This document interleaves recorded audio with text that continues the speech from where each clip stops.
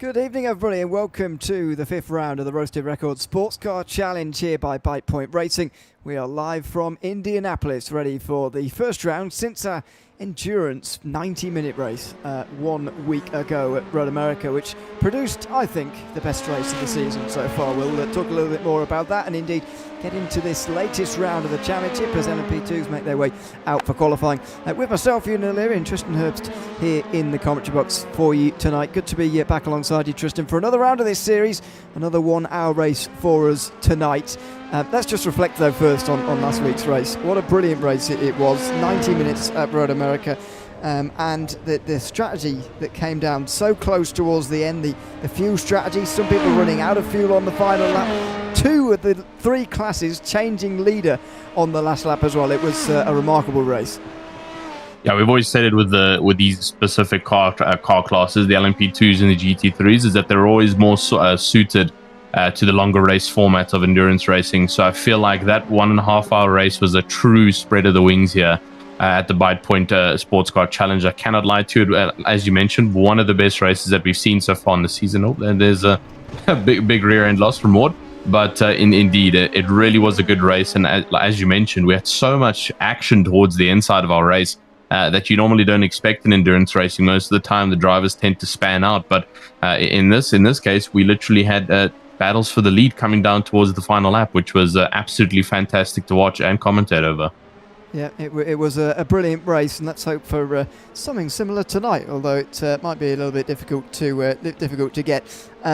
Let's indeed just look forward then and have a look at the championship standings heading in towards the what is 5th round of this championship, the 1 hour race from Indianapolis here tonight. Because of missing the 90-minute race from Road America last week, Mauro Santamaria is now tied on points with Alan Aguilar at the front of LMP2. David Turnbull 7 points behind them, not far away at all. Then you've got Scott Mowry, Justin Negrete now with his 1 pole position so far in the season. Just the 1 top 5 though, and that's why he's currently in 5th place in the standings. Blake Ward with his victory is up into 6th of Justin Bock. He gained 7 places, by the way, Blake Ward. Justin Bock is 7th there. Edwin Hendricks, who wasn't here last week. Nicholas Sickerest and Harrison Holiday rounding up the top 10 there, quite a long way back already. Michael Anderson is leading in the GT3 Pros at the moment, 10 points in front of Francis Crosby. Zach Houston, 18 points behind. Austin Schildhauer and John Voigt round out the top 5. That gap starts to get a little bit larger below that. And David Volpes leading the way in Pro-Am, 23 points in front of Zach Shepard, but it gets very, very close behind Shepard. In fact, the next 6 are covered by just 18 points. Jason Holland only 3 behind, Blake Petenball 5 behind, and John Bostwick then rounds out the top 5. Jeremiah Cohn, Jordan Cox, all, as I say, within 18 points of second position. Jed Cotterman has slipped to 8th place got up rather to 8th place in recent times. Anthony Wells and Lorenzo Ruo round out the field so far. After just 4 rounds. We are still very, very early on in the season. There is a long way to go. One note as well before tonight's race, we have had a change in the way that the safety cars are going to be distributed throughout these races. We already know that they've been restricted to just 1 safety car per race. Well, now we are not going to have any, we know, in the first 2 to 3 laps of our races, because every race so far has triggered a safety car on lap 1, which does make sense when you look at the requirements for a safety car that we put in place.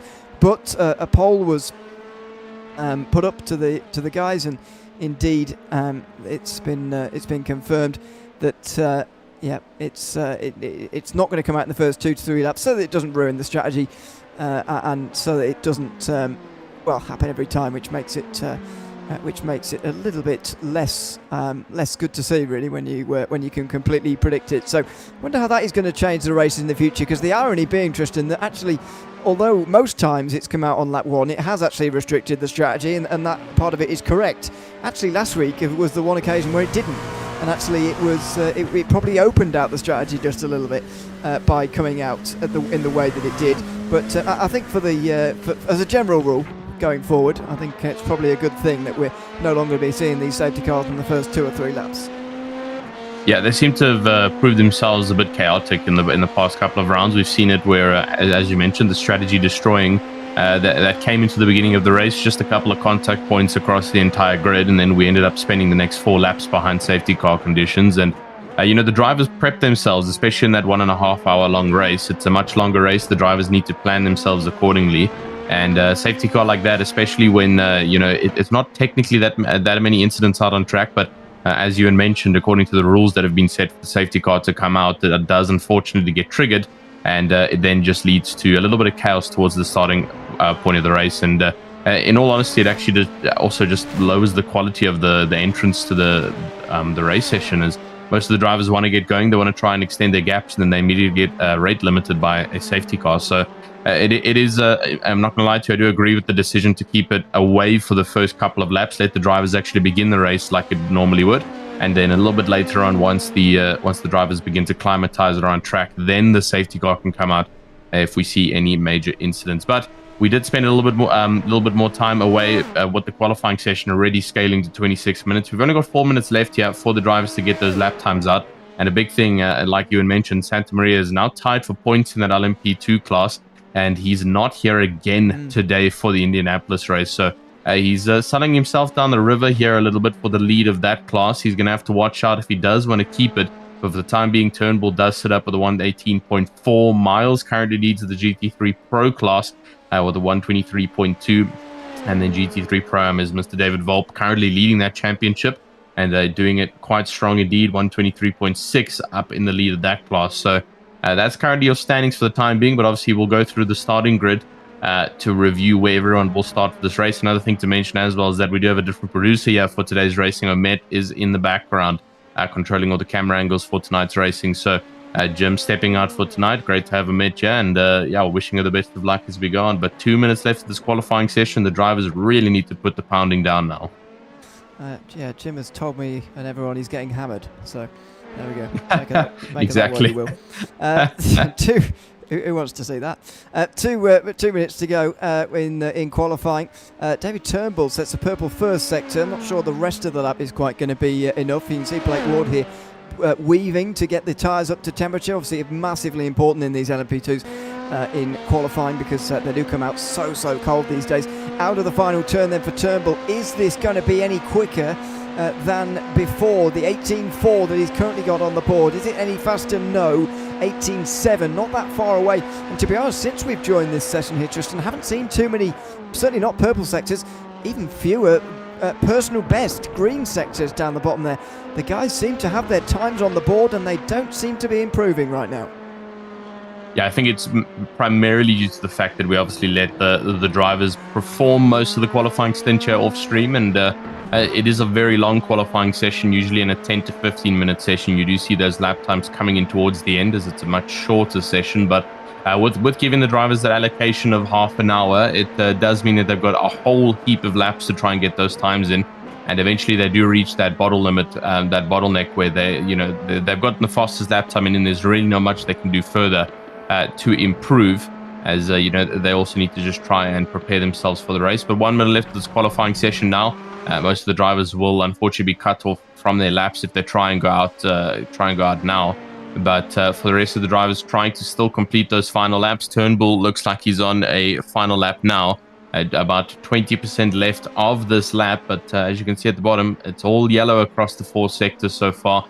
Coming through that final sector, and he will pull into the pit road. So no improvement there for David Turnbull. And can't lie to you, that looks like it might be it for the qualifying session. I'm not seeing too many other drivers who are coming around to finish. Harrison Holiday's coming with 8.9. He is green in 2 sectors, so we could see an improvement here from Holiday. Will he jump to Creston Ward possibly? Give it a couple of seconds to update on that timings tower. Waiting for it a bit. Scott Murray's got a purple first. Unfortunately, nothing there for Holiday. So Blake Ward, Scott Murray, the only 2 drivers who have an opportunity here. Yeah, Scott Murray looks like he's got the best though. Purple first sector, which is faster than Blake Ward's personal best in the first sector, although Murray's not going any quicker through the midpoint of the lap here. He's going to be the last driver to finish the session by the looks of things. I don't think Ward got over the line in time to start that lap before the checkered flag came out. I think he was over the line just afterwards. So will Scott Mowry carry on here? Well, if he does, it suggests he's going quicker. So maybe there's a chance here that he could take the pole away. Well, Ward has taken his first sector away because he now goes purple, and maybe this lap is going to count for Blake Ward. We'll see about Scott Mowry first, though. He smashes into the wall. That is not going to be an improvement in that case, and that's the end of his day. Second position it is. Ward not going any quicker through the second sector either, so I have a feeling normally when we see this it means that the actual pole sitter David Turnbull has not had a very good first sector, because clearly if it was so good it wouldn't be constantly toppled. I think though for the rest of the lap Turnbull must have been absolutely on it, because nobody else has been able to get anywhere near. Yeah, these mid sectors, it does really seem like Turnbull was all glued on. He's managed to keep that purple sector away from most. And exactly what you mean, Mowry and Ward both getting that fastest purple sector for the first one definitely means that Turnbull was quite a margin slower coming through that first sector, and Ward will come across the checkered line. Unfortunately, those three yellows are not going to really contribute well to that first purple, and he comes across the line now. Is there going to be any form of improvement? Indeed it is. That little purple sector was just enough to beat the 700ths of a second gap to Scott Mowry, and he moves up into second position now, right on the backside of Turnbull. And a much better opportunity now to attack for the lead of this race. Great job there from Blake Ward. Yeah, and those two might be turning into two of the championship contenders along with Scott Mowry, because it's worth noting we've already mentioned Mauro Santamaria's absence tonight, but also Alan Aguilar is not here. They're tied for the championship lead on 147 points at the moment, but neither of them are here for this race. Let's have a look at the LMP2 and standings in their entirety here.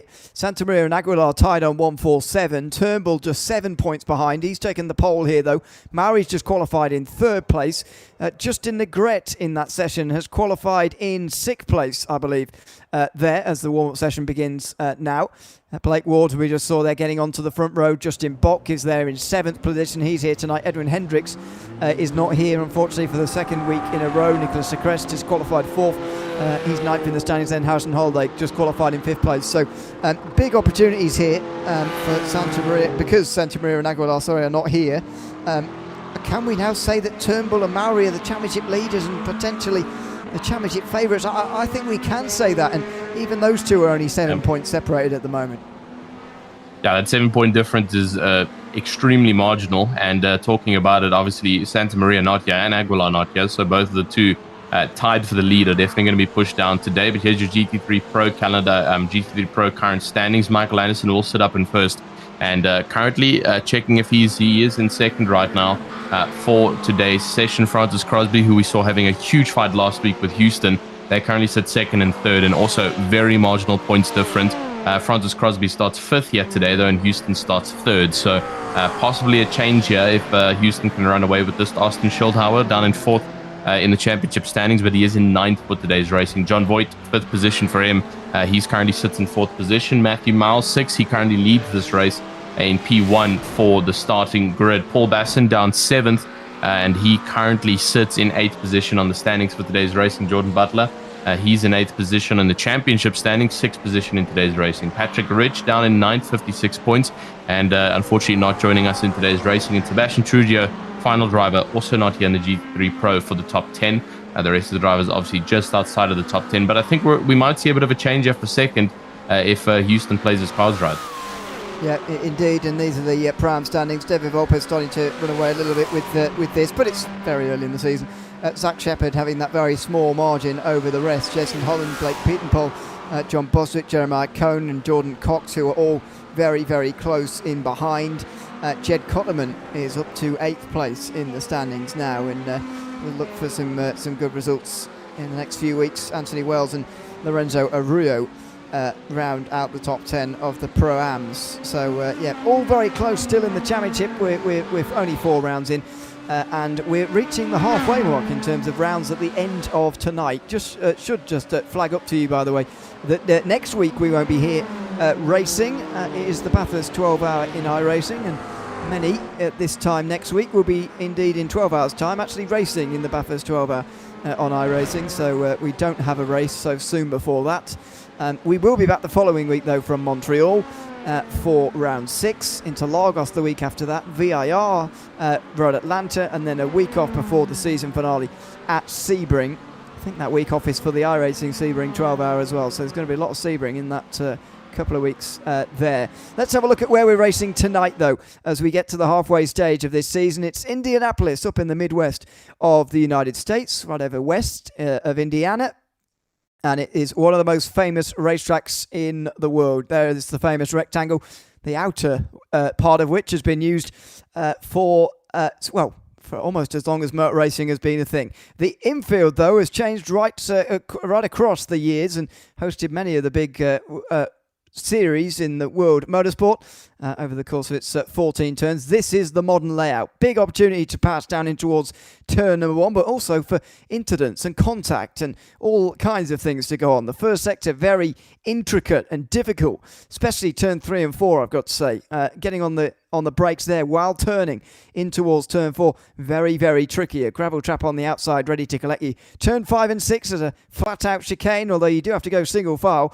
It gives you a run onto the back straight, down in towards turn 7. Another one of those great overtaking chances, of which there are probably 3 round here, you'd say. Then another difficult section of chicanes, and these are I would argue, a little bit more easy than that first sector as they come out through turn 10 and get on to what used to be the run to the line, right round the banking there, but recently added, well, not that recent anymore, I suppose, turn 12 and this elongated chicane through 12, 13 and 14.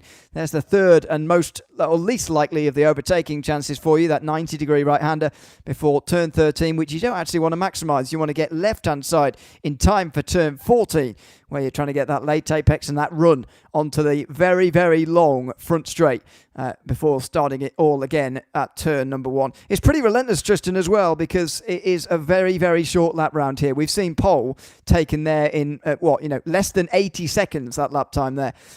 For the LMP2s, it's a very, very quick lap round here. Yeah, indeed it is, and lots of compression points as well, like we've spoken about, coming towards the end of those straights. And you would think that there's a couple of overtaking positions at the entrance, at the exit of those straights, but it does compress quite hectically. And also, like you mentioned, the runoff onto the main straights is going to be super crucial for today's racing. But the starting grid is slowly starting to form. The pace car is out, and we'll start to see our drivers plop onto the grid here for the start of tonight's racing. And there we go, our starting grid procedure going forward. Yeah, so David Turnbull takes the pole with that lap time there at 1:18.4 that even he couldn't beat, actually, in the end. Blake Ward managed to get up into second place, about a quarter of a second behind, only just with his nose in front of Scott Mowry in the end. Nicholas Secrest will be in fourth, ahead of Harrison Holiday and Justin Negrete on row 3. Justin Bock and James Gilpin will be on row 4, in front of Roderick Mendoza and Emilio Poplavsky, who rounds out the 10 LMP2s in tonight's race. Question marks over whether Poplavsky is actually going to start here, by the way. Matt Miles and Michael Anderson are on the front row of the pros. They take GT3 honours, with David Volpe, the Pro-Am pole sitter, all the way up in third in GT3 overall. Zach Houston's next to John Voigt and Francis Crosby. And then the first all Pro-Am row, John Bostwick and Tyler Crow, with some work to do to get up to Volpe. Brandon Herzing and Timothy Schaefer round out the top 20 overall, ahead of Jeremiah Cohn and Anthony Wells. Jordan Butler and Jordan Cox then are running off row 12. Final screen gives us the final GT3s down towards the back end of this field. Lorenzo Arujo and Paul Passon. First of all, Justin Welsh is going to be 27th in front of Jason Holland. Ihor Ochko is 29th in front of Austin Schildhauer, who qualifies quite a long way down by his standards. Blake Pittenpaul, the last of the guys who set times. Wyatt Smith joined quite late on and didn't set a time. 32 cars on the grid. It's once again a healthy grid here, Tristan, but it's going to feel very, very busy when we get up to speed here. It's a lot of GT3s for those prototypes to pass at this narrow circuit. Yeah, absolutely. So, and one thing to mention, apologies about the small mistake on the starting grid procedure, is that we do have 2 of the GT3 cars who are currently sitting in that LMP3 class. And one thing I was looking for and scanning is hopefully they didn't get shoved into the starting pack here for the LMP2s, but I think iRacing will always override park class over the actual class they've been placed. So I believe they are starting in the GT3 pack. I cannot see them in the LMP2s yet, which is at least a good sign.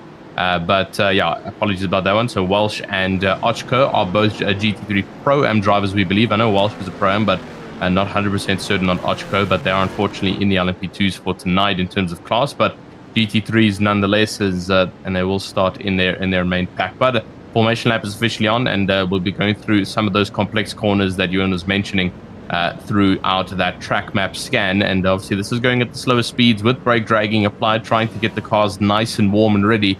Once they head down for turn number 1, it's going to be a completely different story for that Merc up in front. Matt Miles is going to have to try and defend this one from the inside line of Michael Anderson, who currently leads this championship. He's going to be doing everything that he can to try and get into the lead of this race and further extend his pole. And David Turnbull, Blake Ward, I believe that's also going to be a battle that we're going to have to watch for at the start of this race.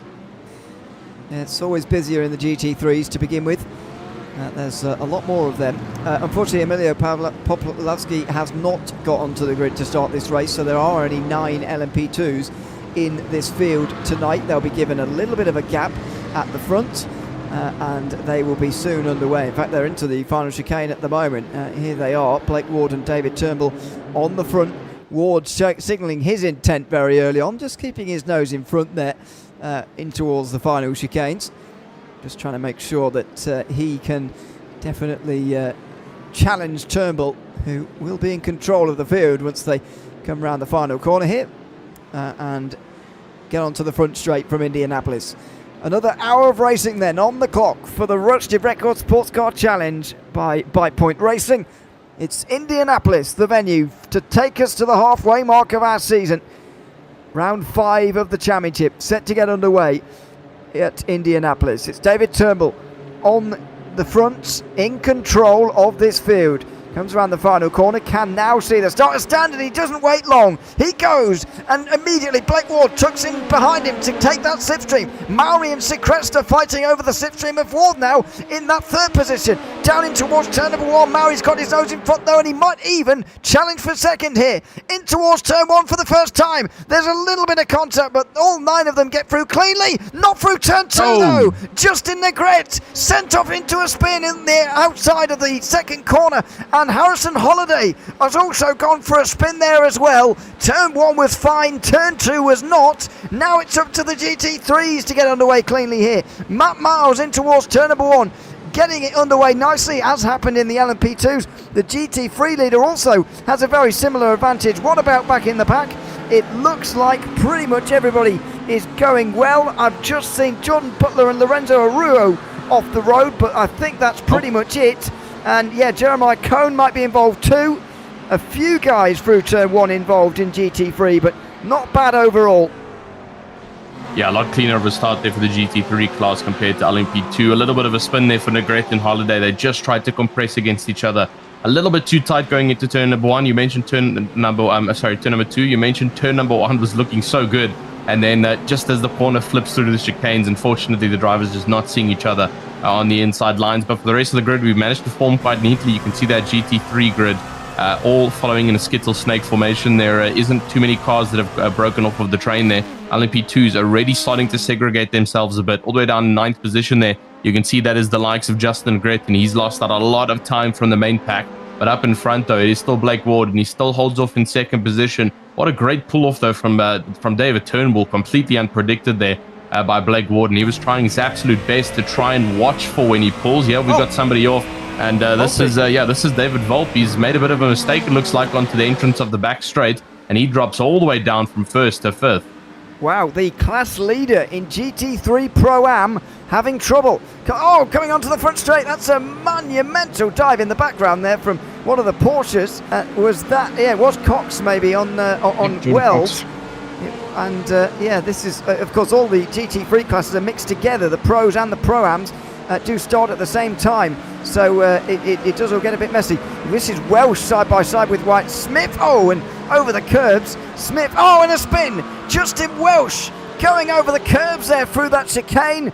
I mentioned how it's single file through that chicane, and that's exactly why, because very easily those curbs will send you into a spin. Yeah, the drivers really have to watch out for the curbs. Much bigger looking curbs, as you can see on the track side, compared to what we normally see.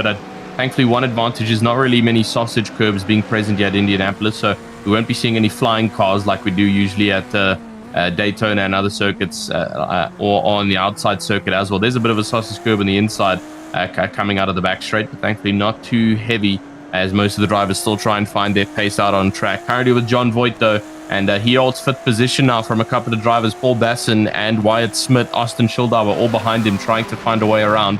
And a little bit further back there, you can see John Boswick actually blended into that fight. And a little bit of fighting going on at the back there. You can see a Corvette, one of the Corvettes, absolutely flashing a Mustang there. Not very happy with the entrance onto the main straight there, as they all try and tuck into a formation. Yeah, it is still going to be Boswick. A little bit further behind, though, here's David Volp, the race leader, who started off this race up in pole, 4 positions down. And only on lap 3 now. So, there's a spinner up in front. Someone's gone off. He's taken out one of the Corvettes with him. It's Tyler Crow, as he comes off of the circuit, just rounding turn number 3 and just not getting the traction out on that Corvette. Let's watch what happens here and how he collects the other GT3 a little bit on the grass there. And that's that's definitely enough. Complete traction control change there. Not enough for the car to try and grip around the corner, and very unfortunate there for the other Corvette. Not too sure who that was, who just got collected.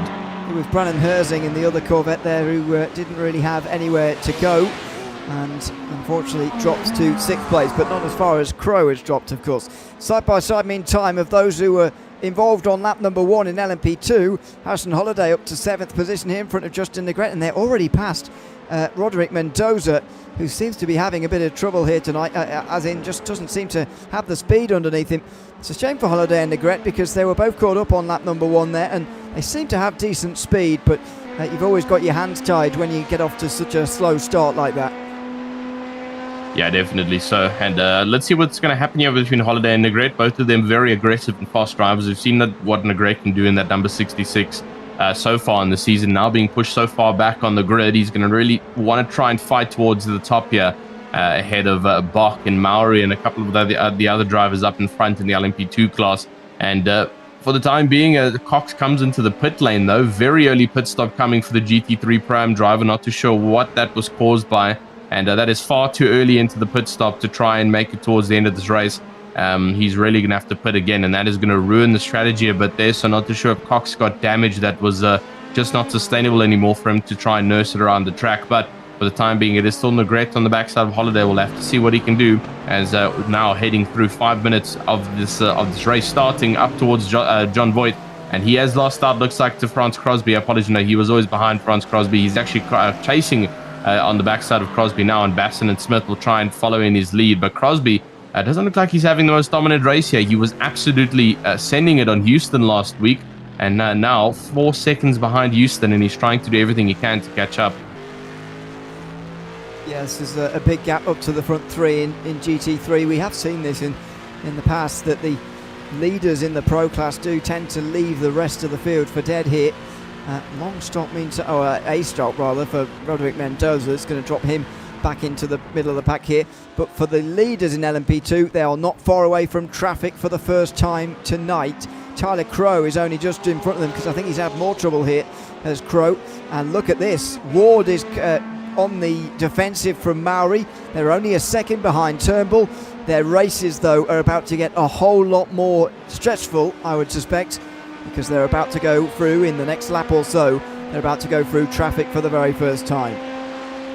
Yeah, and traffic is where it becomes quite evident that the racing gets quite interesting. We've seen it in the previous rounds. Like the first couple of laps, especially now with no safety car being in effect, have been quite the standard lap times. But when it does come to traffic management, that's where it becomes interesting. It is unfortunately where you tend to see a couple more incidents, as the LMP2s have to try and make their way around the GT3s. And a big thing also to remember, there is a huge clause that's been published by this league currently. Something seems to have happened. It's caution around the track. That's a yellow flag, a full course yellow, it seems like. Not too sure what's happened there. Someone's gone off. I'm trying to look at the track map to see for slow drivers. There's a Pro-Am driver that's off. I can see the number. Yeah, it's Anthony. Anthony Wells is off through turn 10, it is. And that is one of the things that's contributed to the safety car being called here. So there will only be one per evening, and it will not be called in the first few laps, but there is one now due to the incident for Anthony Wells. We'll see if there is anything flagged on our systems for that. Sometimes that there isn't, but I wonder how this actually, whether it does at all here, because, and here we go. So, well, this was already pretty stressful. 3 wide coming out of turn 8 anyway. And then Wells gets launched by that Mustang. And obviously lots of other bits of car contact, bit of off tracks here and there. And that all contributes. It's a number of incident points within a certain amount of seconds. And that's what will have triggered it there for Anthony Wells. And indeed, the field now to be brought under the control of the safety car, which is about to pick up David Turnbull at the front of the field. Yeah, it's a bit unfortunate to see how the system truly works, because in normal racing standards, I don't think that would have been a call for a full course yellow and a safety car being deployed. It's usually when a huge incident that has happened out on track and debris is detected that could affect the racing, or a car stationed dormant in the middle of the road. But from that incident that we just saw there, that definitely was manageable for the driver to get back on the circuit and continue racing. And unfortunately now for the next 2 or 3 laps, the drivers will have to sit in safety car standing. But like I was trying to mention slightly earlier, there is a clause in this league that the LMP2s are in full responsibility here to make their overtakes. There is going to be no contributing factor from the GT3s to let the LMP2s pass. They're allowed to continue their racing as normal. And it is the full task and responsibility of the LMP2s to get their way around in that traffic management. So if chaos does begin to happen between the GT3s and LMPs, unfortunately, they always look towards the LMPs to see if it was possibly an LMP trying to make an overtake in an awkward position.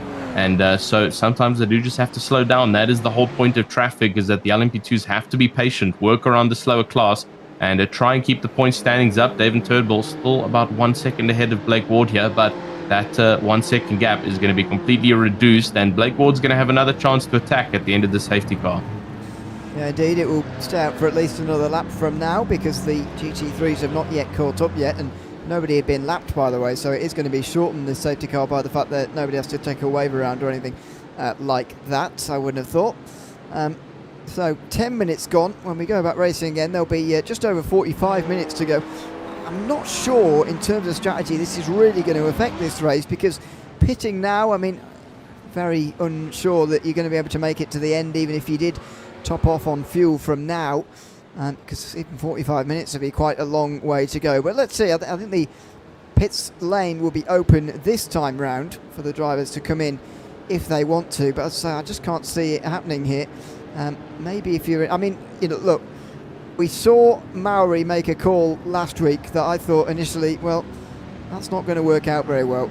And in the end, it really did. So you just never know, especially for the LMP2s. You can remember they are going to be put to the front of the field, and they are looking like they're all in here. So maybe it is the obvious call to come in.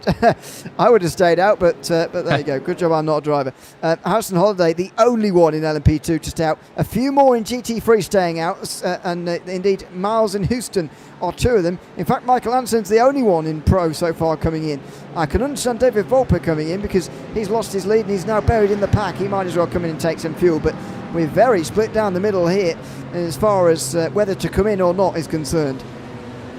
Yeah, this is the great part about strategy management like this when it comes to a pit stop that's been thrown into the equation, is because we now get to see two sides of the fight. We've got Holiday, who's decided to stay out, and the rest of it, basically the entirety of the LMP2 class, have decided to come in. So the question is Holiday going to have the advantage here? Is he going to be able to extend himself a nice lead, or is he going to ruin this race slightly?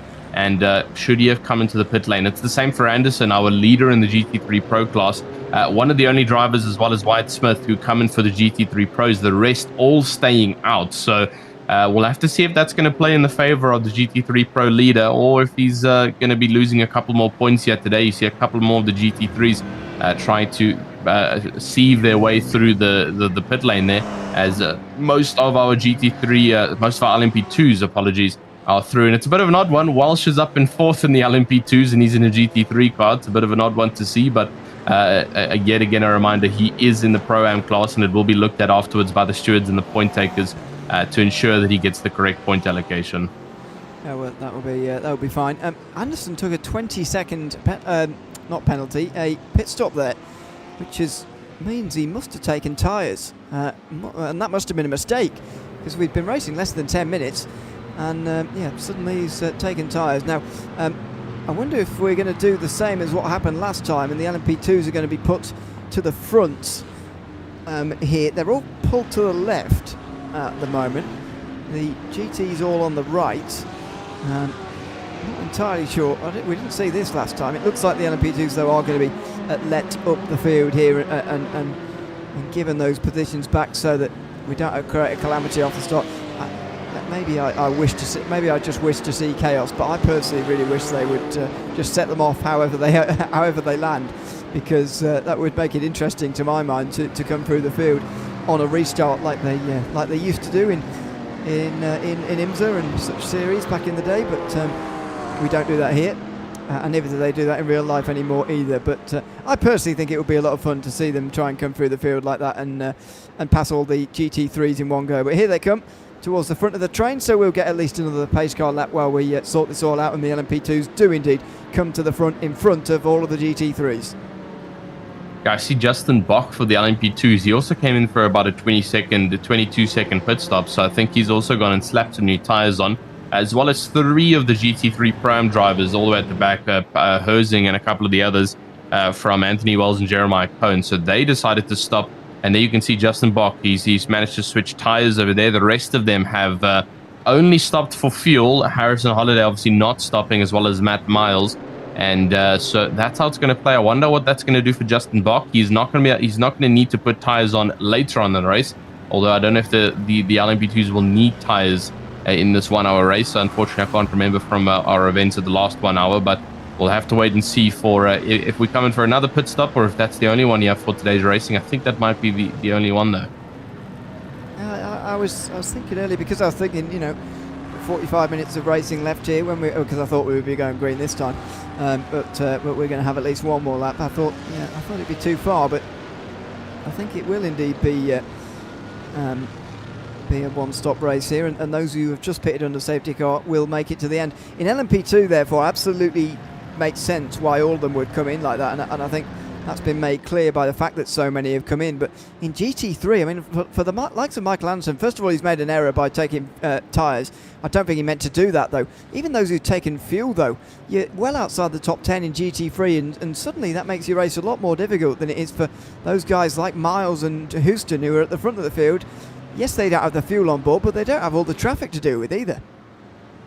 Yeah, I can somewhat understand the tyre change from Justin Bach. He's in a much more aggressive car that tends to wear out the tyres a bit more. But for the GT3 class, especially the GT3 pros, I mean, Michael Anderson, the GT3 can usually take about a full stint in an hour and 20 minutes or so on one set of tyres. And so this is just a 1 hour long race, minus the fact that we've lost about 3 or 4 laps now under safety car conditions, which reduces the total time that those tyres have to work under stress. So I really don't think that was the call for the tyre change, but as you mentioned, I also do agree. I think it was a mistake on the MFD choosing to change tyres, and he's probably regretting it a bit now, because as we mentioned, that is the lead for the GT3 championship in the pro class, and he's definitely going to lose out here due to that poor pit stop strategy. And Miles is going to extend it a little bit further. Crosby and Houston also second and third for them respectively. So we're going to see a lot of changes here on our calendar, on our standings, apologies. And but like we did mention, it is only round 4.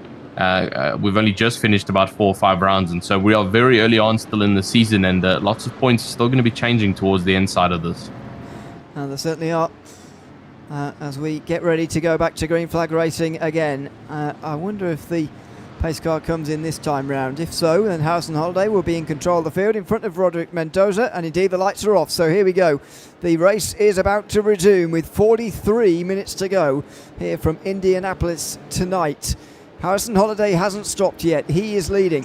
Roderick Mendoza came in just before the safety car, and because of that he stayed out and he's in second place, although we'll see what his speed is like when we get going. Turnbull is the leader of those who has pitted under that safety car. So let's see how this strategy works out, and indeed how the on-track action works out in the next few moments as Holiday winds it up round the final corner and gets going. Here we go, onto the front straight again, and Holiday leads in front of Mendoza. Turnbull without such a good restart there, and he's got Ward right behind him. Scott Mowry's right there as well. 3 into 1, and here comes Blake Ward down the inside in towards turn 1 on Turnbull. The race leader from earlier not only loses his race lead, but also loses out to Blake Ward on this restart. Yeah, so much confidence shown from Blake Ward there. You would always suspect it on the starting or a restart. Those brakes get a little bit cold on the LMP2, and what a courageous dive on the inside, and he's managed to get the car stopped as well. He has another side-by-side, though. He has Crow and Volp. Sorry, one of the Corvettes. This is Crow on the outside line of the Porsche driver, I believe Cox, or it's the number 77 fighting currently. Yeah, that is Tyler Crow going around with the number 14 driver, so I believe that's actually Wyatt Smith up in 8th. So it's two different classes fighting with each other now, but still great fighting overall as they try and keep it nice and consistent. A little bit further back is the number 67 as well, and that a little bit of a contact there from behind. That's Arujo who's dropping off the back. Oh, huge spin in the background there. Someone's gone off, and a Porsche's off as well. He's not stopping the car though, and he's gone completely across the track. That is that's all the way down there for IR Ochko, the driver who's unfortunately registered under the LMP2s, but a little bit of an eventful start there on the restart for him. Very unfortunate for the number 25. And Michael Anderson's gone into a big spin as well. Big news from the pro class. Michael Anderson, the championship leader, is in trouble tonight, and is he going to lose the championship lead? There's another spun GT3. That's Brandon Herzing who's gone for a spin. Let's have a look at some replays here, because it was a chaotic restart. This is further up towards the front of the train, and oh dear, you can see the spin there for that's John Bostwick, I think, who's gone for a spin in the McLaren. Has to get back going again, and then as he rejoins, you saw it through the shot there. Ochko finds the wall, and also Michael Anderson. Oh dear, look at that, Anderson flying across the racetrack. Anderson down the field, and maybe even has damage as well. He's not stopped again yet, but he's not made it back to pit lane yet. Oh dear. This is disastrous for Michael Anderson. He has got big damage here, and wow, yeah, look at that. That rear right isn't even turning. He's got to be careful getting it in, and he's going to spin. Of course, we're not going to see another safety car tonight, but this is potentially very, very damaging for the GT3 Pro Championship leader. Yeah, this is going to be all to play for now. He's going to definitely lose that points running up at the top side of it. And man, such an unfortunate day for Michael Anderson. A poor pit stop strategy and possibly an error in his choice of pit stop moves. And now just a huge incident there. And like you saw, that entire back right tire is completely up in the air. And that's obviously what's causing the huge spins. There's no traction on the rear, and it's one tire having to hold the whole force of the car. And thankfully, he didn't hit the wall there coming to the pit lane. And he tried to slow the car down a little bit too fast, as if it had all four wheels planted, and giving it a little bit of donuts. But thankfully, manages to avoid a couple of the walls. Back up towards the top of the LMP2s. It's in a crest, following the likes of Maori, who was doing a great job last week in the 1.5 hour race. But a little bit further down, 9th, Turnbull has not been able to get the pull he wanted here for the start of this restart. And he sits 4th position from 1st at the start of this holiday. Has been able to pull a 4-second gap, though, to Ward. And he is actually extending that as he continues to go. It is very close, though, between these LMP2s. It is side by side now. As you can see, them all trying to hone down on each other, coming through the heavy braking zone. Not usually a great spot for overtaking, just due to how narrow the track becomes. But 2 overtakes coming up in front. Maori double position from 5th up to 3rd now. And he's working his way up here. Maori, absolutely incredible job to fight with the rest of the pack here. And he's done a monumental job to get on the backside of Ward. And it's Mendoza going backwards. He's got to leave space on the outside from Secrest, or Turnbull rather, who's on his outside. Nicholas Secrest is trying to come through as well here, coming in towards turn 1. He's going to get to the inside, is he, on Mendoza? No, he's not. Mendoza breaks deep, and he breaks late, but he's gone too late, and there goes Turnbull up into 4th place. So he is down behind Maori and Ward now, of those race leading contenders, but at least he's passed Mendoza, who, to be fair to him, has held on for longer than I thought he would. But it's clear he doesn't quite have the speed of the others because of the speed at which he's being overtaken, and this has created a big lead for Harrison Holiday. He leads by 3.5 seconds. Yeah, Holiday still hasn't come to do that pit stop. Unfortunately, that is going to play towards his time. Yeah, he needs to create a huge gap if he wants that pit stop to become irrelevant, but unfortunately, I don't know if that's going to happen. He is pulling still on Blake Ward. It was 3.8, now down to 3.1. So Ward is catching, unfortunately, and he's going to have to watch out for that one. A little bit further back, though, he has John Voigt on the backside of Crosby. And it seems like it's these two who are fighting this week, not Crosby and Houston. As we mentioned, Crosby just not able to catch up to Houston here at Indianapolis. But it is Voigt on the backside of that big Mercedes trying to find his way around. So possibly a bit of an advantage here to the mid-engine of Voigt. in that Acura, trying to make his way around the number 92 Mercedes. And we'll have to see how that's going to play out. Huge gap, though, from Voigt to Butler, 3.4 seconds, and Basson on the backside of Butler now trying to make his way around. The lead for the Pro-Ams has also changed as Schaefer now leads it with Holland and Wells and Pietenpol all busy fighting. Pietenpol, apologies, all trying to fight each other. We're now 20 minutes into this race, and it is still growing large at scale, but all the classes are to play for here. That strategy and the pit stop definitely has played into a bit of a weird factor, and the drivers are going to do everything that they can now, including those pit stop strategies, to try and find the best position come towards the end of this race. There's still more than half remaining here from Indy. That is a big battle for third place in Pro-Am that's changing all the time through the final chicanes there. At the moment, Wells has gotten up in front of it, but it's all changed there coming down into the final chicane.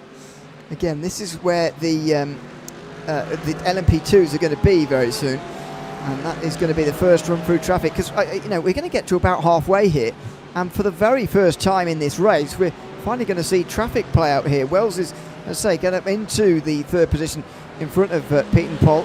And Cohn, Bostwick, Volpe and Crow all in and around there. And it's all very busy. This is Crosby and Voigt in towards the end of the back straight, the middle straight, if you want to call it. Turn 7 on the brakes there, and Crosby keeps at third for the moment. All these guys are in Pro have not stopped yet. Only Wyatt Smith and Austin Schildhauer and Michael Anson, although Anson seems to be out of this race now. So only Smith and Schildhauer have made stops in Pro now. Yeah, you can see on the track map in the top right that LMP2 train is starting to get closer and closer. There is the back marker, though, of 11th. That's Ochko. He's not in the LMP2, but chasing on to 9th in the GT3 Pro-Am class. So that is technically for position. It'll be readjusted at the end of this race. But for in terms of actual LMP2s, there you can see it. The leader of the LMP2s is Holiday. And unfortunately, that 3.1 second gap from himself to Ward has completely dissipated. It's now down to 1.8 seconds, and Ward is catching with a rapid speed. But the huge issue here is that Holiday has not pitted. I think he really should have come in during that safety car, because there is no more safety cars left for this race, meaning he cannot get that advantage in terms of reducing his pit stop time. He's going to go all the way to the backside of this grid after his pit stop, as all the rest of the drivers now fight onto the inside line. It almost looks like Wells gets a black flag. That's the first penalty of today's racing, down in third for the Pro-Am class, and I don't think that's going to be the last either. But still watching as the battles continue here. This is Anthony Wells here, as we mentioned, just with that black flag. He is in the podium spots of the GT3 Pro-Am class, and this is not going to play positively in that podium fight, unfortunately. Yeah, indeed. That's going to create even more trouble down there. That's Welsh being attacked off. What's that? It's 9th in the Pro class, but in Pro-Am, Welsh is probably doing all right at the moment. We'll try and work out quite where Welsh is at the moment. But anyway, this is the battle in Pro-Am for Rio. Yeah, it probably is up inside the top 3 at the moment, because he's ahead of these guys. And this fight is about to get even more interesting. Pietenpol, though, not on the back of Wells really anymore. That second gap has opened up, and Bostwick now is going to be looking for a move in towards turn 12. There's contact from the McLaren to the Porsche. Can't quite get through on that occasion. But this is what the LMP2 leaders are going to have to come through in the next few laps. And that is going to be a rude awakening to traffic in this race tonight. Yeah, definitely so. One thing to mention that we've seen on Pro Class is that unfortunately Anderson has pulled the car in for the night, and he has retired. He's down 5 laps and doesn't look like he's going to come out of the pit lane unless he is just genuinely sitting trying to get those repairs done. I'm not too sure how long there is or if there's a faster fix available. But contact there. Someone's gone off. That's John Boswick, who's been sandwiched coming into turn number 2, and off he goes. The number 18 flies off the side of the track, unfortunately, and that is not going to play into his advantage, and he actually toes back to pit lane there. So I think a bit of frustration just mixed with the poor contact there, and I believe that was with Volps possibly, and another spin even there for Tyler Crowe. So Volp seeming to claim 2 names in one corner there, unfortunately, and that is really not going to play great into this race there. But 2 drivers down now, just in one corner. Very, very unfortunate there, unfortunately, for John Boswick and the likes of Tyler Crowe. Change for third position meantime as Turnbull gets past Scott Mowry. So and overall, the third position has changed as And Matt Miles continues to lead in GT3 Pro. And you can see the gap there, just over 3 seconds. Then you've got Voigt and Crosby, who are fighting for third, but it feels like they're working together really at the moment for third position. As Wells loses out now to Pete, Paul and Cohn, and I think has actually had an incident through the final turn rather than actually serving his penalty. Crow and Bostwick, as I say, seem to be out of the race now. Anthony Wells has indeed towed back to the pit lane, and yeah, this is another retirement for him too. So the Pro-Am field dropping like flies at the moment. Let's see what happened. It's completely on his own after lots of battling grass away. Just gets in the grass and then spins to the outside. Already knows he's got a penalty and thinks that's enough for me today, I think. And Anthony Wells decides to call it a day there. As you saw in that shot though, Harrison Holliday came through and Blake Ward was right behind him. So not only do we have a battle for the race lead, they're fighting through the GT3 traffic for the first time. Yeah, this is where it's going to start to get chaotic. This could play into the favor here of Holliday, or it could play negatively as well if Ward manages to get ahead before the traffic becomes a little bit too hectic. He's going to start to pull away drastically. I believe Ward is again the faster driver. Holliday is up in front due to not going through the pit stop routine, and he's still got to do one more pit stop. So regardless, he's going to fall off here. He's just trying to make up as much time as he can leading this race, as it's a dive on the outside there for Blake Ward. Good traffic management so far from the two of them, but this is only the start of the GT3 pack. There's only a couple of outliers here, and then they begin to tackle the main pack that will come slightly further. That's the pros all fighting with each other, and so they do have to watch out for it. Here comes the likes of Blake Ward trying to find his way around the GT3, manages to navigate it, and he's still trying to keep that time up towards Holliday. It is roughly the same, about 3.3 to 3.9. Between the two of them. It depends on also how they brake and take specific corners. I think Ward is slightly faster on corner exits here compared to Holliday. Holliday slightly later on the brakes though, and so we'll have to see how this is going to play out between these two. It's still a lot of time to play with. We're just about to hit the half-an-hour mark and only now reaching traffic due to that safety car. So this is where it's going to start to really get interesting. The last half an hour of this race is going to be all to play for in all three categories. And so probably only 2 trips through traffic as well over the course of this race, which is maybe one less than what you might otherwise have seen with that safety car, as you say, which really took that first one away. McLaren just up in front at the moment of Harrison Holliday. Will just be able to skip past on the way towards the final couple of corners. I think that's Jeremiah Cohn who is there. Maybe not actually, but anyway, in towards the final chicane. And interesting to see what Ward does here, because there's 2 schools of thought, I think. There's one that says, well, as you've been saying, really, that Holliday is going to have to stop. Probably should have stopped earlier, but fine. He's on the strategy he's on now, and so Ward can effectively wait him out. Or he says, well, Turnbull's right behind here, and if I wait too long, Turnbull's going to be right on the back of me, and we know that David Turnbull's very quick because he took pole. So I wonder whether he's going to be looking at this urgently, or with a little bit more caution, because that is only a 1.5 second gap, and this race lead is surely going to be hit at some point anyway. It just depends when. So side by side through the chicane, they're certainly taking the risks through the traffic. That's no question. Yeah, no question at all, and it is usually what you get to see in the LMP2s. They're in their own fight of they're in their own world in terms of fighting, and they have to try and keep it up as well. They can't really make it too lenient through the traffic, but as I did mention earlier, it is the full responsibility of the LMP2 drivers. If they do cause an accident here, it'll unfortunately be their fault, as they are the faster car. They need to navigate around, and so it's all going to come down as to what the drivers do. You saw slightly earlier there around Schildhauer, Blake Ward actually took a wide line and just gave Schildhauer the inside as they kind of compressed a bit too closely there.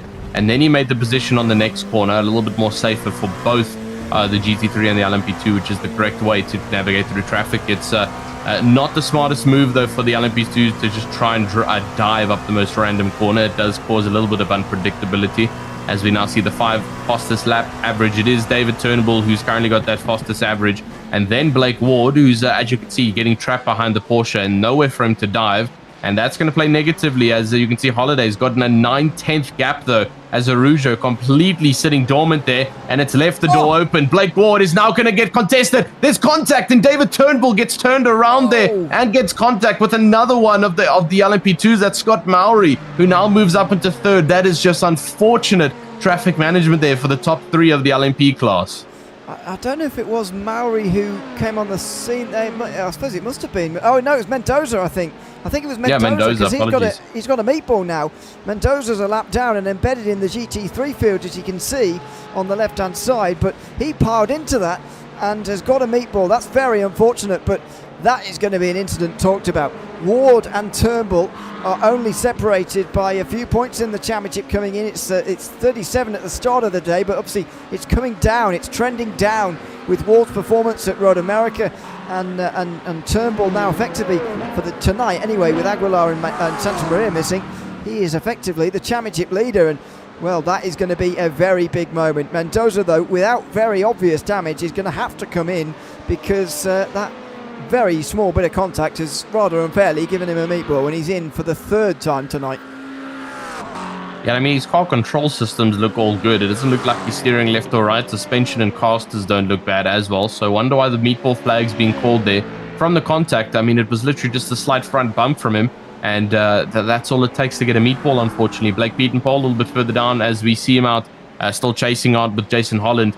And I believe that's Jeremiah Cohn just behind him. He's currently leading the battle for 3rd, with Jeremiah Cohn a bit further behind. And there we see a bit more of the LMP2 traffic trying to make their way around. But very, very, very intense racing. You can see Mendoza moves even further down the grid, down to 22nd. He will go, blending in with the fake LMP2s of Ochko and Welsh down at 21st and 24th. And so Mendoza's got a long road ahead to try and catch up towards the blue pack up in front, 1st to 7th position. Turnbull is yet again on the backside of Secrest now, so we could possibly see him climbing back up. But man, that contact that we saw was very unfortunate for the start of this race. Here's Justin Legret. He's currently 10 seconds down, unfortunately, on Turnbull. And with the traffic, it's only going to get harder to try and reduce that time. So let's keep our eye on what the drivers can do here. 35 minutes in, 25 minutes left. Holiday comes into pit now at the 35-minute mark. Yeah, he had to come in at some point, and so now is the time. He's we'll see how the rest of them go in terms of fuel here, but we don't know whether that was his limit or not. Basson and Butler in time into the pit lane as well, as you can see in the background. Meantime, Turnbull is going to try and regain some of these places. Nicholas Secrest is just the next one on the list. As Justin Bock makes his way up into 6th position.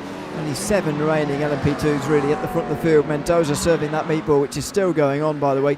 And James Gilpin, unfortunately, who has just made himself back out onto the racetrack, unfortunately, is 3 laps down after his incident earlier on in the race. 2.5 minutes down pit lane for him, unfortunately, which is why we've got so few LMP2 left at the front of the field. There were 10 in the session practicing earlier, just 7 left at the front of the field, contending for a proper result here tonight at the Indianapolis round of championship. This is Secrest versus Turnbull, though, and surely David Turnbull is going to be aggressive in his attempts here to regain positions and regain a podium position perhaps here. Yeah, just after those pit stops being performed, Holiday does move down to the backside of that currently active LMP2 grid, and unfortunately we did predict that 40 seconds off Justin Bock, so I don't think that was the correct call to stay out in the safety car conditions, and he will remain at the backside. 34 seconds, 39 seconds is far too big for him to try and climb in the next 25 to 20 minutes, so unfortunate to see, but unfortunately that's the cards he was played and dealt with. David Turnbull is 4/10, and like Ewan mentioned, he's going to be playing the aggressive cards here. He's a little bit frustrated possibly due to the contact he had with Blake Ward a couple of laps earlier, and obviously losing out on the battle for 1st, now down to 4th. And so Crest does have to watch that rear view mirror, trying to see when Turnbull's going to dive for the InspireNet team, as he is going to want to do everything that he possibly can to get back up towards Mauri and Ward. But Crest is in the way. Negret's a bit further back though, and unfortunately that gap, but like I mentioned, for the likeness of Negret is just extending now with the traffic. It was 10.4 seconds, now down to 11.9, and so he is unfortunately not catching the provisional race leader of Turnbull, who started pole in this race. Miles is officially into the pit lane. He also stayed out, so let's see what happens to Miles. A couple of the other drivers in the grid decided to pit during those safety car conditions, and that might play advantage, because as you can see, Schildauer pitted, and Ewan, check where Schildauer sits, 2nd in the pro class, and he's played the strategy right, and he's going to come ahead of miles now after the pit stops. Yeah, I like to see that car doing well, as you know. We'll see whether he gets to the victory in a moment, but he's going to get to the lead by the looks of it. Miles pulls to a stop, and there are the pit stops, just to include some of those GT3s. Miles is currently having those that fuel being taken. We'll see it, well, we can see it for ourselves. He's not taking any tyres. Shieldhow, though, has indeed just taken fuel and has gotten to the lead. Blake Pietenpol then next ahead of Jeremiah Cohn. That's the battle for the lead in the Prime class, by the way, and they can make it to the end as well. Jeremiah Cohn took 4 tyres, though, and that is a bit of a puzzler because, well, there was only 7 laps on those tyres at that point, and some of them were done under the safety car, so that does puzzle a little bit. But Blake Ward's taken the fuel 17, 18 laps ago, and with just over 20 minutes to go, he's looking rather comfortable at this race lead. But that incident with Turnbull is going to be potentially the race-defining one, and arguments at the end of the day are going to happen over whose fault it was, I suspect. Yep, definitely so. And like you mentioned, that's not a conversation you want to be in afterwards, because Turnbull leading this race, and obviously also a massive chance for him. Oh, it's the McLaren there of Jeremiah Cohn going a little bit off track, trying to find his way around Pietenpol, and he's gotten himself a yellow flag for that one. There's a huge spin there for James Gilpin. My goodness. Looks like trying to navigate around one of the GT3s there, coming onto the main straight, and possibly just not finding the correct spot to do it, and off the track he will go, loses the entire front side of that car. Very unfortunate for him there, as he'll try and keep it out on track. I don't even actually see Gilpin's name currently on that live timings tower. I think it's just due to the fact of how far down he is. Yeah, he's just not had a great race yet today. But Jeremiah Cohn still up in 10th position. Obviously with that slowdown, Volp is now right on the backside. Here's David Turnbull trying to manage the traffic, and double overtake through the chicane. A little bit risky there with that Porsche turning in, but looks like they all managed to have a clear view of the LMP2s in the mirrors, and they both get past quite secretly. David Turnbull to the likes of Nicholas Secrest, and Turnbull now trying to get onto the backside of Blake Ward and Scott Mowry. 2.7 seconds. He's got 20 minutes to do it. Can he do it, or is he going to fall short of that win? Well, as you say, he's got 20 minutes to do it from here. As we just caught a brief glimpse of there, the prime battle in GT3 fails to go away as Turnbull is in. Is he? Is he in? Yeah, he is. So then, this race gets a lot more I did think that it was too far to go on fuel. So clearly the guys decided, well, let's take a little bit of fuel under the caution and then a little bit more when we go back green again. Well, will the GT3s even be fine? We'll wait and see. But anyway, this is Houston, Crosby and Voigt. This would be the battle for second if these guys indeed are on the right strategy, having stayed out under the safety car. We know they don't have to stop again, but the question is, does Shieldhow have to stop again, and for how long? If the answer is yes, and for long enough, then this will be the battle for second position. If not, right now it's third, so there's not much difference for this at the moment. Turnbull still in the pit lane meantime. He's only just brought to a stop. It's a very, very long pit lane. And we'll see whether Harrison Holliday gets back in front, because he was in front, of course, before the stops earlier. Harrison Holliday needed 26 seconds worth of fuel, though, earlier. He had time to shake tyres if he wanted to there, and he may well have done. But Turnbull, having taken those seconds of fuel earlier, will be able to have a much shorter stop this time. Just 20 seconds in the lane, 6 seconds shorter, and Harrison Holliday will get through for now. But don't forget, Turnbull was quite a long way behind Mowry and Ward. So I think, on Turnbull, side by side indeed with Holliday. So I think Ward and Mowry are 1 and 2 legitimately, but I think the battle between Holliday and Turnbull is the legitimate one for third, and Turnbull takes it there by going down the inside of turn 3. It's not over yet though. Side by side over the chicane, and they get away with it. But this, I think, is the legitimate battle for third place by the end of this race. Yeah, if Turnbull's having to come in for a refill, and most of the drivers all pitted at the exact same time, unfortunately it's not looking too good then for Ward, Mowry, Secrest, Negret. All the drivers who managed to pit during the pit stop window, and like you mentioned, just too early. And I don't think it's going to be enough time. We were trying to see if it was going to be a one-stop race, but I think for the likes of Holliday, it's definitely going to be a one-stop race. He pitted late enough to have enough fuel to make it towards the end, but for the drivers who put it so early on, I don't think this is going to play in towards their favor. And this next 20 minutes could change drastically, as most of them will have to come in to serve those pit stops.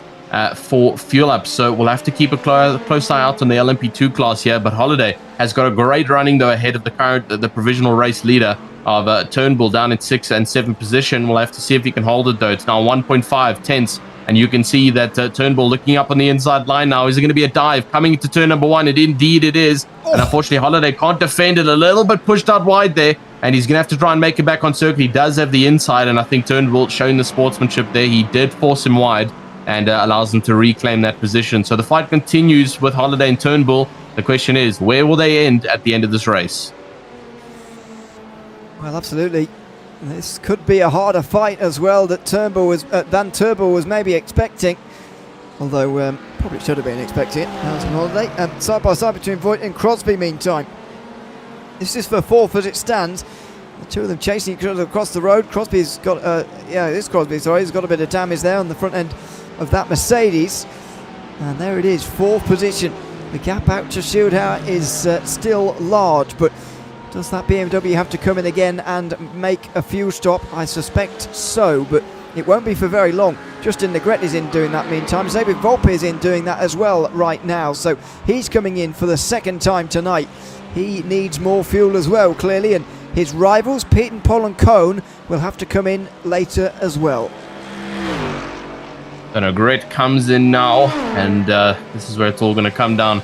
The last 15 minutes of racing, and there's Harrison Holiday and the likes of Turnbull again. He's going to try it again this time, a little bit more clean and secrete onto the inside line. He will go of Holiday. He doesn't force him wide this time, and he does manage to claim that position. So Turnbull moves up into that, as we're trying to calculate, that provisional 3rd spot. We'll have to see how it actually comes out because Ward and Secrest are both into the pit lane now. Scott Mowry still stays out, but the question is how long is it going to take for Holiday and Turnbull to catch back up to this huge grid as all the rest are trying to climb up. And as you can see, Turnbull 40 seconds away from Justin Bock, and Justin Bock about to get past Secrest and Ward. There he goes past the both of them now. And this is the question, when is Turnbull going to catch up? It's 1.1 miles down to 1 mile now that he's chasing on the backside of Secrest for the 5th position. Negret's all the way down to 7th still. And as we see them now, watching them, they're coming through the final chicane before the start finish. Those LMP2s are still in the pit lane. The question is, are they going to go onto the pit exit just as Ward is coming out? Ward is on the pit exit line already, and Turnbull is still rounding the final chicane. And so this is going to be the advantage to Ward. There he goes out of the pit lane, and he keeps 3rd position. So Turnbull not able to catch up in that regard, but they will catch a couple of the other LMP2 cars. What a turn of events here that we're seeing for the LMP class. Yeah, they're nowhere near Ward. They're not even past Secrest either. So Turnbull and Holiday are behind Nicholas Secrest. They're definitely going to be behind Mowry. I knew that was going to be the case, but I didn't think they'd be behind Secrest at all there. We saw that shot on the front stretch that showed them 4 seconds. Well, they look like further actually, but 4 seconds behind it is as Secrest gets himself back onto the road. Well, this is suddenly turning into a more difficult afternoon than I was expecting for David Turnbull. Mowry and Bock are both having to come in. Are these two both going to be in front of these guys as well? Well, as I say, Mowry definitely is, but what about Bock will be the question there. Pete and Paul and Cohn are in from the Prime class. It's all happening everywhere at the moment. It's hard to know really what to make of this race and how it's going. Timothy Schaefer, therefore, has been given the lead in the Pro-Am class, which suggests he is the actual leader there as well. It's not just on strategy, he is the actual leader. Volpe has lost quite a lot of time in that pit stop phase, and his stop was a bit longer than those around him, and that's probably the reason. Mowry's coming out of pit lane then. Ward is going to get past him. Mowry will be in front of Secrest and Turnbull. There goes Ward. 3 seconds the gap. There's Mowry. Then comes Secrest. He's up to 3rd. And Bock drops behind Turnbull and Holiday. So that is your order. That is your top 6. Negret is not going to be anywhere near, unfortunately. So Bock is 6th comfortably.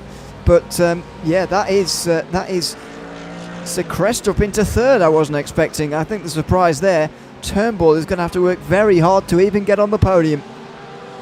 Yeah, and the same seems to have repeated itself in the GT3 Pro class. We're talking about Schildhauer doing well, but he's had to come in for a second time, and there he drops off the order, unfortunately, down to 15th already on the pit exit. And Miles will reclaim the lead of that GT3 Pro class, even though Miles tried to stay out and Schildhauer pitted earlier. Unfortunately, too early to try and make it towards the end on one tank, it seems, and he's had to come in to get the car refilled yet again. Yes, Francis Crosby a little bit further down, 11th overall, but 4th in class on the backside of Voigt, and he has actually lost out to Voigt. We've seen these two fighting for quite a while so far in this race, but he has officially lost out, now chasing on to Houston, who's about 4 seconds up the grid. And it is definitely achievable in the next 10 minutes, but they're going to have to work together if they want to try and chase up towards the front. And I don't know if they're in the mood to work together. I think Francis Crosby's in the mood to get ahead and remain ahead here. And so we'll have to see how this is going to turn out between them. Archco's also got a yellow flag for slowing down there, unfortunately. And Schaefer is a huge distance ahead currently of the rest of that Pro-Am class. So great job for him there in 14th overall. Pietenpol obviously second in class, and Holland third in class, but 18th and 19th. So 5 positions in the track overall that they're down on Schaefer, and still the battle with Crosby and Voigt extending 1.1 seconds now. Is it going to be a dive from Crosby? There's a back marker on the inside. He can't overtake there, and he's forced to go outside there. Is it going to be enough, though, for Crosby to hold it on the outside? I don't think it is, and John Voigt is going to hold it, but now for the inside of the next corner, and Crosby looking everywhere, but due to the switchback of the chicane nature, it is John Voigt who gets the advantage. That was very good. Voigt holding on there. I thought that was going to be a crash into turn 2. I must say, I thought Crosby just hanging his nose down the inside would cause trouble there, but it doesn't. And here comes Crosby again. Inside line on Voigt. Oh, he breaks a bit early. His line is very narrow. Voigt just closing him off very well there and making sure that he didn't have any real room to manoeuvre himself down the inside at all. And so that's how it goes. Oh, looks to the inside from the LMP2 of who is that coming through? Justin Negret from 7th position on his way through. He's on his way to a 7th place finish tonight, unless there is any change. Ward's still leading at the front of the race. It's down in the GT classes where the exciting battles are to be had. Oh, and trouble for David Volpe again.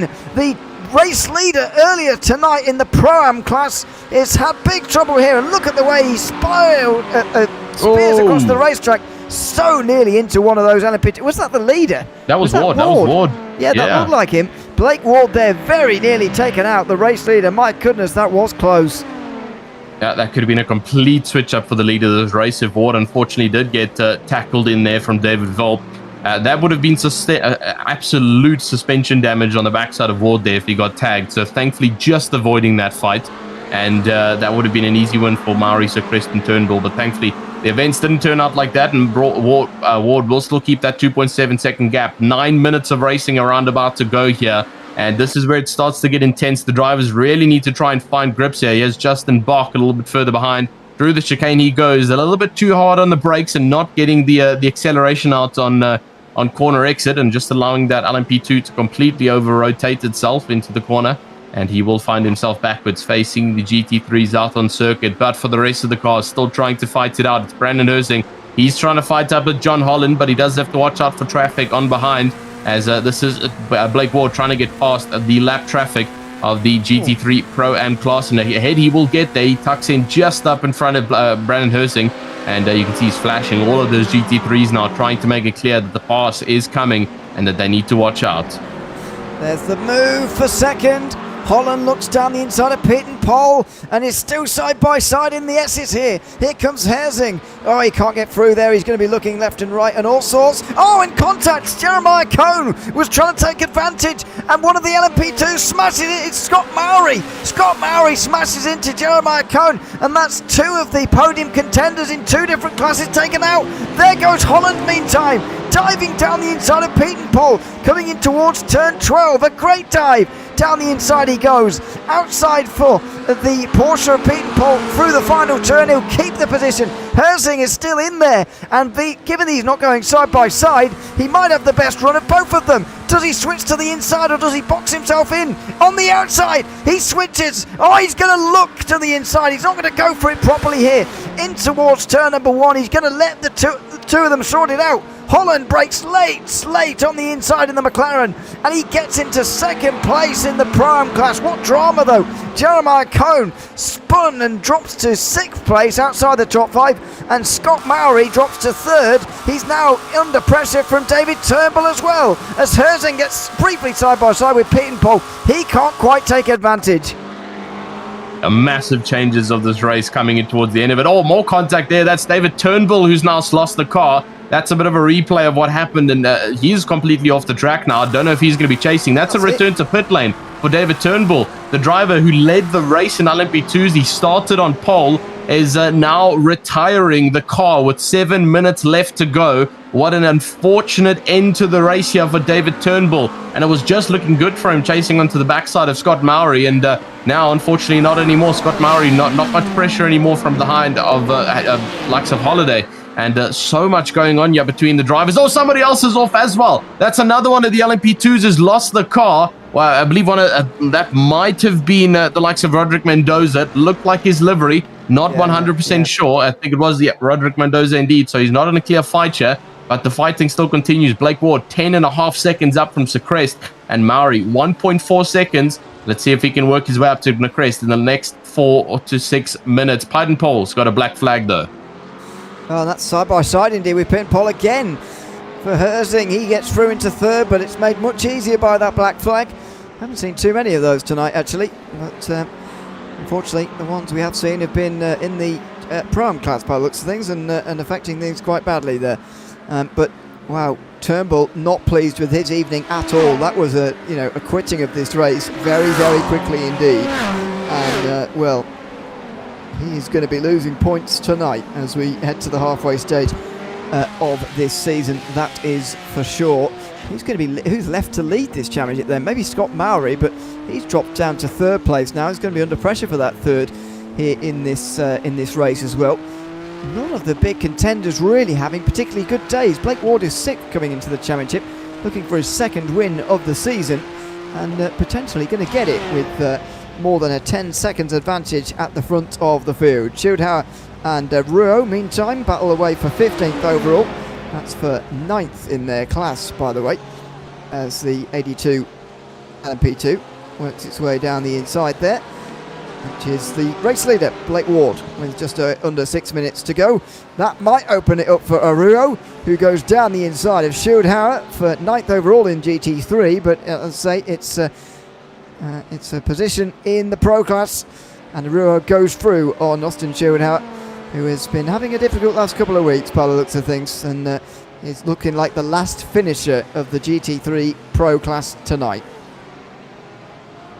Yeah, it's been an unfortunate one there for Schildhauer, and I was really hoping that we would see something out of him there, obviously leading the charge a little bit earlier on in the race. It's unfortunate to see that he had to get that pit stop done and dusted, and move a little bit further back, 16th overall in the rest of this grid, and unfortunately well off of the pack of the GT3 pros that he's got to fight now. But we're heading into the final 4 minutes of racing here. This is where the drivers really need to start to make those final overtakes if they're looking onto it. Holiday, 1.8 seconds on the backside of Mowry, and obviously you can see a couple of yellow and orange number figures being shown on that timings tower between Herzing, Schaefer, and Schildhauer.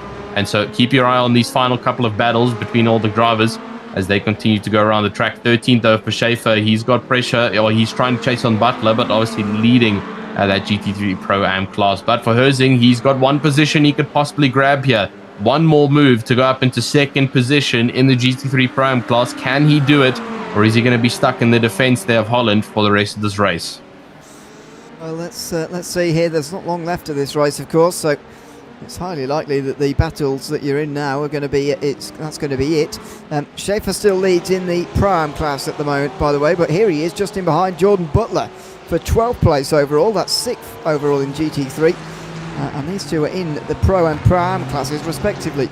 The reason why it's urgent though for Schaefer is because Welch is not far behind, only just over a second. I think this is Justin Welch's debut in this series this season, certainly for this class it is, and is only a second away from the challenging, at least for the race victory here from Schaefer. And look at that, the Porsche in the background getting very close indeed. This is Schaefer urgently looking to get past Butler at the moment, because it is really close, and getting closer as he can't get past Butler at the moment as well. Yeah, as you can see, all just trying to navigate the traffic. Well, it's a little bit of a sandwich there, I can't lie to you. It looks a little bit scary there on the backside for the LMP drivers as they try and make their way around. This is Timothy Schaefer as He's just trying to make his way through. But for the rest of the drivers, it's still looking quite good. 2 or so minutes left to go. And this is how the race is going to be scaled. Someone's going off on the left-hand side there, and I believe that's Schaefer, who's gone off slightly. He doesn't have much contention from behind, though. Welsh, though, is in that Pro-Am class. Remember that. And so that's actually a fight that might be happening. Schaefer's out. Schaefer, I'm not too sure if that's... yeah, he's all good. Yeah, side by side meantime, between Holland and Herzing again. And on the inside, Herzing is going to get the run through 3 and 4 here. Schaefer having real internet trouble, by the way, which is going to be a minefield. Herzing goes deep through 4 into the chicane and doesn't give much space to Holland, who has to back out of it in the end. And Herzing keeps position. That's for 3rd, of course, in the Pro-Am class here tonight. There is Welsh. And you just cannot see Schaefer ever. That's really disconcerting with the internet going on there for Schaefer. But has Welsh got enough time here to get to the back of this Aston Martin and try and mount a challenge for the victory? Ward has only just gone over the line and he's not off. Oh, Schaefer's slowing down here. Something's gone on for that Aston Martin. Looks like and fuel. Justin Welsh has taken the lead here. What is happening to Schaefer? It does look like fuel, but why at this stage? And why is he? Oh, he's stopping and he's been hit by Harrison Holiday. I'm pretty sure that's Holiday who's gone into the back of him here. And he's got his rear bumper there, or his front bumper mounted inside of that car. Secrest has got a meet, or is it Secrest maybe? One of the LMP2s here has got a meatball flag for flying into the back of that Aston Martin, which stops in towards turn 1. And the other LMP2 piles in. It wasn't Holiday, excuse me. It was Maori, was it? Or was it Negrete? I don't know. I don't know who it was. It looks like Secrest. Secrest it is. There we go. Yeah. I'll get it right when I've gone through the whole class. He's off into the outside of turn number 1. Holiday survives. Well, Maori's up to 2nd. Holiday's 3rd. And that is a big moment towards turn 1 as we approach the final lap, by the way. Yeah, that's going to be an interesting one, especially in the post-round calculations. It is Secrest. You can see him dropping off there with the meatball flag that's now being shown. But man, I cannot believe what's just happened. I mean, Secrest looks like, Schaefer looks like he just ran out of fuel, and I just don't think he had the time to shift off of the racing line, and Secrest just not able to calculate it there and move off of the racing line. And man, that was such a heavy hit. Secrest literally off of the floor with his LMP. That's how powerful the hit was on the backside of that GT3 car, and obviously it just piled on behind for the rest of them. The 1 hour mark has officially been hit, and the question is, where is Blake Ward to finish off this race? He will be rounding it out and bringing out the checkered flag, but it depends on where he is out on track. Another spin though, and that looks to be Jason Holland, who's just on the exit and onto the entrance of the main straight there. Very unfortunate for the driver as well. Yeah, losing that podium place in the Pro-Am class. Volpe taking that now, 3rd place in Pro-Am, but into the final sector now for Blake Ward. He's coming through to take a 2nd race victory of this season. What a fantastic drive it has been from him in these last few weeks. He's really stepped it up a notch and he's becoming a real championship contender, with the trouble for those around in this race and those not appearing either. Blake Ward is coming towards the start finish line to win from Indianapolis in the Road Trip Record Sportscar Challenge by BitePoint Racing. Blake Ward takes victory by a comfortable margin in the end, because of all the trials and tribulations of those that have gone behind.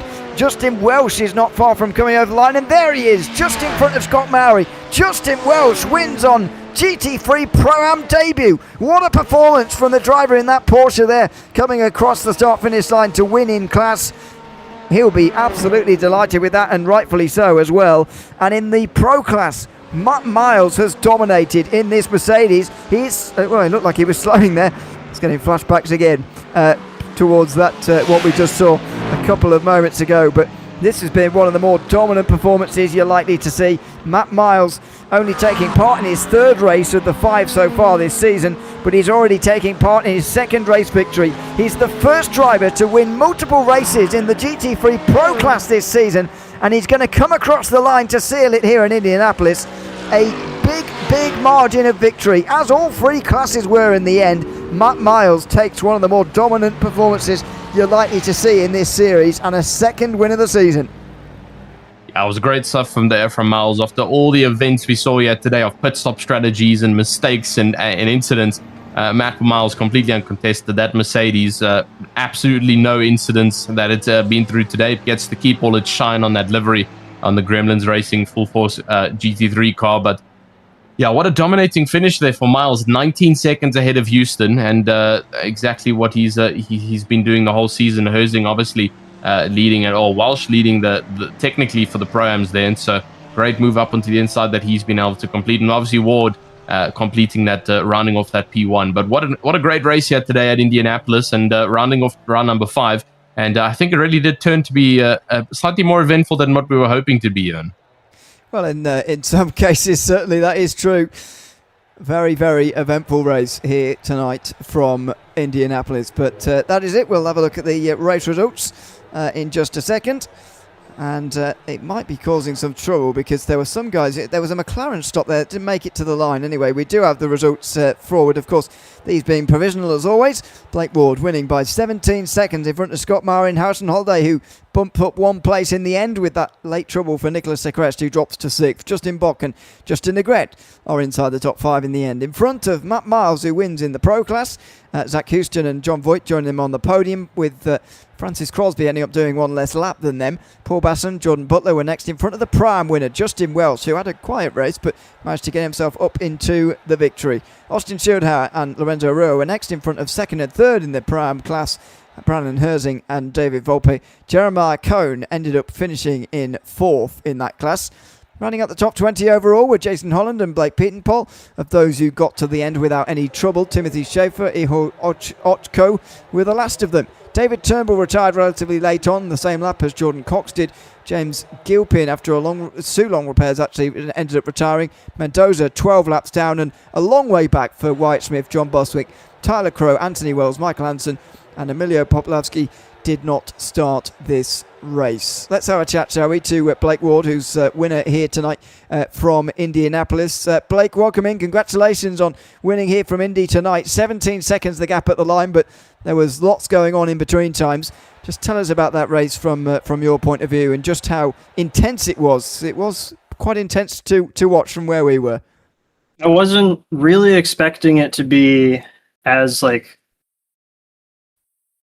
intense, like you said. I mean, there was just so much going on, and it felt like kind of a race to fight for your life, honestly. But as for me, it was just kind of another race where I kept it as clean as I could. Everything just kind of fell into place, and yeah, just slow and steady and smooth and not crashing, really. Yeah. Well, it's a good strategy. I'm wondering now, again, we're at the halfway point in this season, and it feels to me properly into the season now. Do you see yourself as a championship contender here? 44 points off the lead coming into tonight, although the top 2 weren't here. David Turnbull retired there in that race as well. Do you see yourself as a real championship contender this season? I don't think so. I think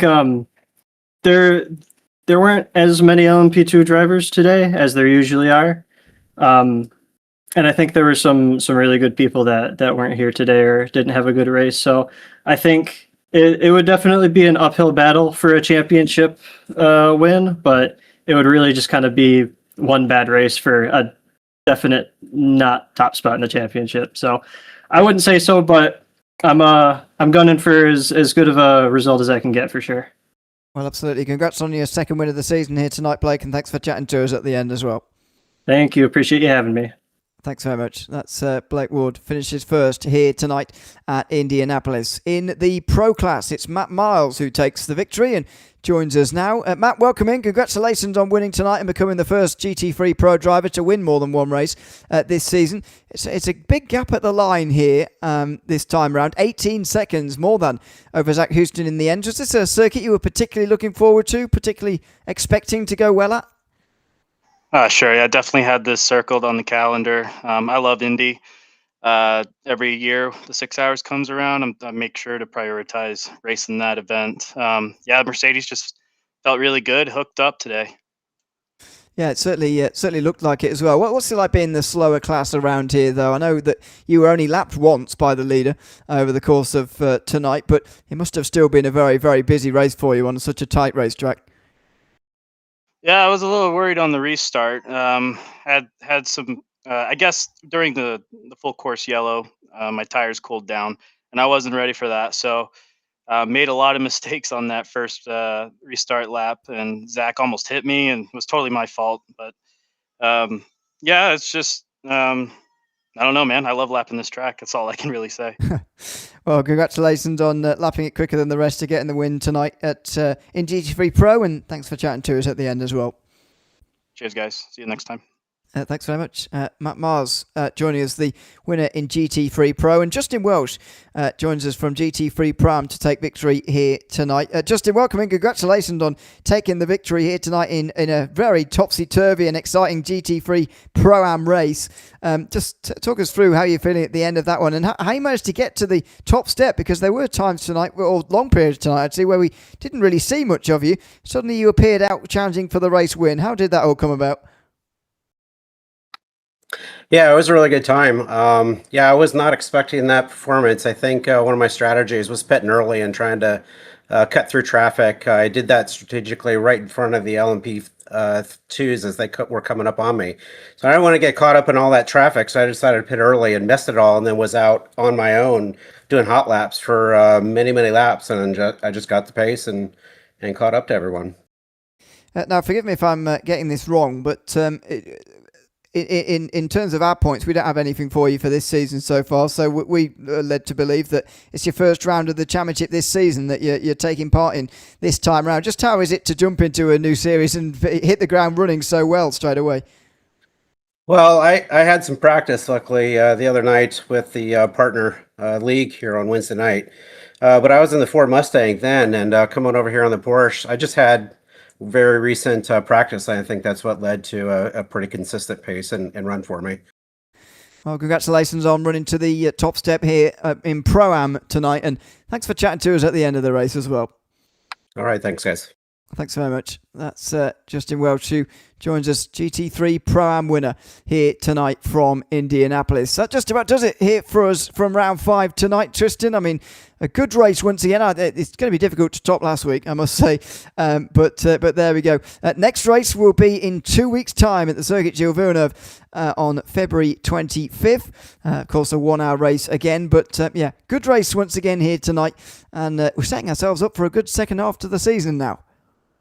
Yeah, absolutely. So the drivers seem super on point and ready to go for this final half. And man, I've got to say, a very eventful race here tonight. I'm hoping to see the same at Villeneuve. It's a track that's slightly more different, a little bit more complex, tighter circuit that the drivers will have to watch out for, especially in terms of multi-class racing here.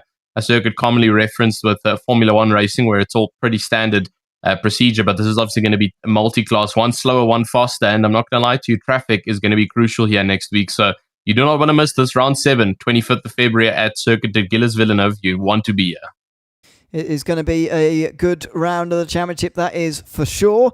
Of course, make sure you remember as well that we're not here next week for the iRacing Bathurst 12 hour. It will be happening very, very soon in 1 week's time. So we're not racing next week, but we are the week after in Montreal. So make sure you join us for that, for round 6. Here for that hour-long race. For now, though, here at Motormouth Broadcasting, that is about it. Big thanks to everyone who's been tuned in tonight. A big thanks to Amit, who's been behind the cameras tonight for this broadcast as well. I've been Ian O'Leary alongside Tristan Herbst in the commentary box. And until we see you in 2 weeks at the Circuit Gilles Villeneuve, it's goodbye for now.